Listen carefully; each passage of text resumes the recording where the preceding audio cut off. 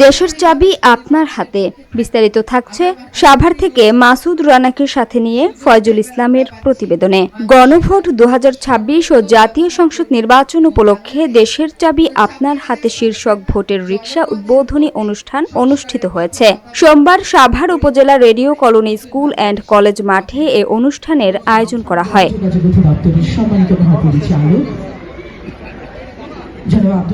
অনুষ্ঠানে প্রধান অতিথি হিসেবে উপস্থিত ছিলেন তথ্য ও সম্প্রচার মন্ত্রণালয়ের মাননীয় উপদেষ্টা সৈয়দা রিজওয়ানা হাসান। কেন আপনি গণভোটে হ্যাঁ বলবেন এই ব্যাপারে সরকারের ব্যাখ্যাটা, সরকারের অবস্থানটা আপনাদের সামনে তুলে ধরার জন্য সকল প্রস্তাবকে একটা সার্বিকভাবে ইতিবাচক ধরে নিয়ে আমাদেরকে হ্যাঁ বা না বলতে হবে। মনে রাখতে হবে যে আমি একক ভোটার না, আমার মতন করে সবাই সবকটা শব্দ পড়তে পারে না। এই তত্ত্বাবধায়ক সরকার কেন হলো? যাতে করে সকল নির্বাচন সুষ্ঠু হয় এবং জনমত সত্যিকার অর্থে প্রতিফলিত হয়।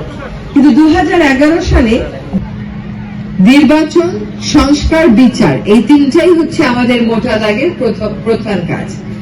আমরা নির্বাচনের দিকে এগিয়ে যাচ্ছি। 12ই ফেব্রুয়ারি ইনশাআল্লাহ দেশের সাধারণ নির্বাচন এবং গণভোট দুইটা একই দিনে অনুষ্ঠিত। প্রধান অতিথির বক্তব্যে তিনি বলেন, দেশের চাবি এখন জনগণের হাতে। আপনারাই যোগ্য প্রার্থী নির্বাচন করবেন এবং ভোটের মাধ্যমেই জনপ্রতিনিধি বেছে নেবেন। গণভোটে অংশগ্রহণ করে দেশের ভবিষ্যৎ নির্ধারণ করবেন আপনাদের ভোটে। একটা আবেদন থাকবে যে এমন ভাবে নিজের নেতা বেছে নেবেন যাতে করে 1 মাস, 2 মাস, 3 মাসের মধ্যে আর বলতে না হয় এটা কি করলাম, যাতে আর পস্তাতে না হয়।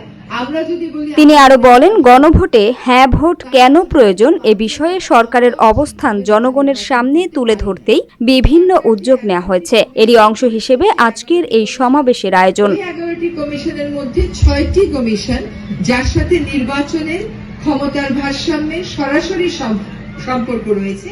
সৈয়দা রিজওয়ানা হাসান বলেন, প্রশাসন এককভাবে নয়, পারস্পরিক সহযোগিতার মাধ্যমে দেশ পরিচালিত হবে। গণভোটে হ্যাঁ ভোট হলে বিরোধী দলও প্রশাসনের বিভিন্ন স্তরে দায়িত্ব পালনের সুযোগ পাবে। তিনি বলেন, যদি হ্যাঁ ভোটের বিপক্ষে অবস্থান নেওয়া হয় তাহলে বিরোধী দল সংসদ কিংবা প্রশাসনিক দায়িত্ব পালনের সুযোগ থেকে বঞ্চিত হবে। তাই দেশের কল্যাণ, সংস্কার ও গণতন্ত্রের স্বার্থে হ্যাঁ ভোট অত্যন্ত জরুরি।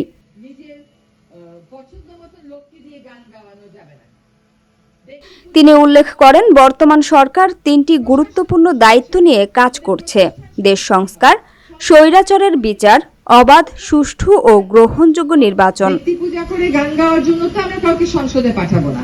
তো সংসদ প্রতিষ্ঠানকে শক্তিশালী। মাননীয় উপদেষ্টা জানান, আগামী 12 ফেব্রুয়ারি ইনশাআল্লাহ জাতীয় সংসদ নির্বাচন ও গণভোট একই দিনে অনুষ্ঠিত হবে।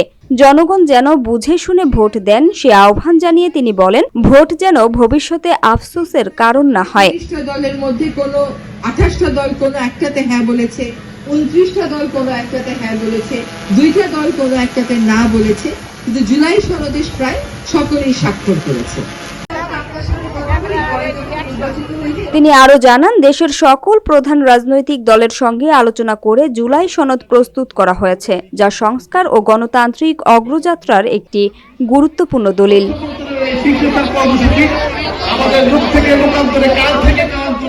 শেষে তিনি বলেন, গণভোটে হ্যাঁ ভোটের মাধ্যমে সংস্কার সম্ভব হবে এবং এর মধ্য দিয়েই বাংলাদেশ প্রকৃত অর্থে গণতন্ত্রের পথে যাত্রা শুরু করবে। আমরা আসলে একটি সুশাসন চাই কিনা, আমাদের আসলে সময় অনেক বেশি চলে গেছে। এই মুহূর্তে আপনারা যারা এখানে উপস্থিত রয়েছেন, সম্মানিত সুধীজন, তারা এক একটি এলাকায় থাকেন, পরিবারে অবস্থান করেন। আপনারা আপনাদের পরিবারকে বোঝাবেন, আপনারা আপনাদের সমাজকে বোঝাবেন। আমি আমাদের এই সামনে যে আমাদের অতিথিবৃন্দ আছেন, অত্যন্ত ব্যস্ত সময় কাটাচ্ছেন শুধুমাত্র গণভোট এবং আমাদের ত্রয়োদশ জাতীয় নির্বাচনকে প্রচার কার্যে জনগণকে উৎসাহিত উদ্দীপ্ত করার জন্য।